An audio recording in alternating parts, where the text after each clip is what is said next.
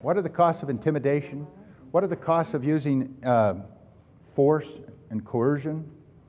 Well, we talk about the fact that some people have lots of power, but everybody has some power. Years ago, David and Carrie went to in the Pacific Northwest, went to a plywood factory. And when they got there, someone had actually loaded someone up in an ambulance, and it took off.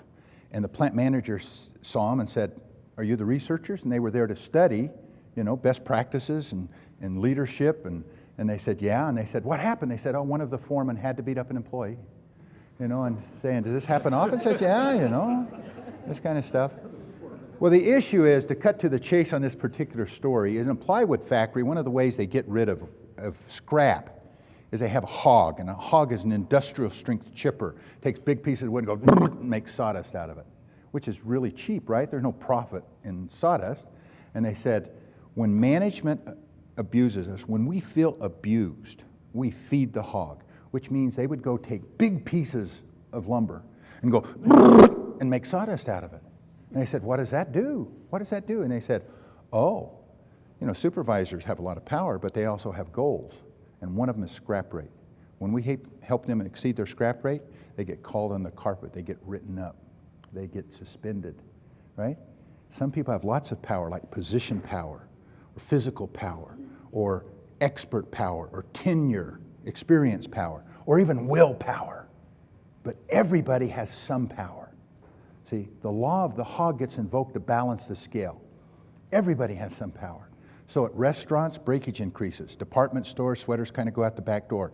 In hospitals, one nurse can say, "I've had it up to here. I'm fed up with that." So they essentially hide. And you know where they hide? Not in restrooms, not in cafeterias. They hide in patient rooms. Because something that should take 5 minutes can take 12, right? And so we kind of get even. We balance the score. Now let me tell you the reason I'm telling you this point.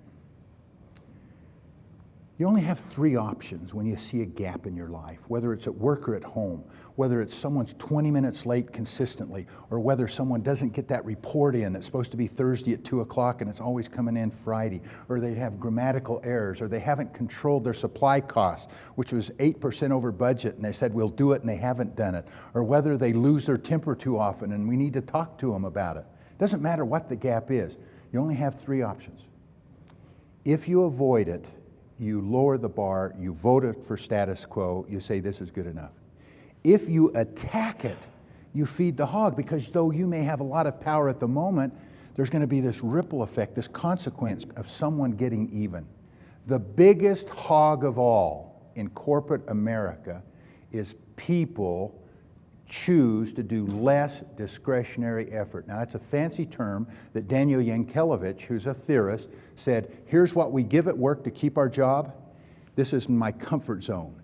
Discretionary effort is the amount of work I could give if I chose to. And over the last few decades, studying hundreds of thousands of people in the United States, that's between 20 and 30% different.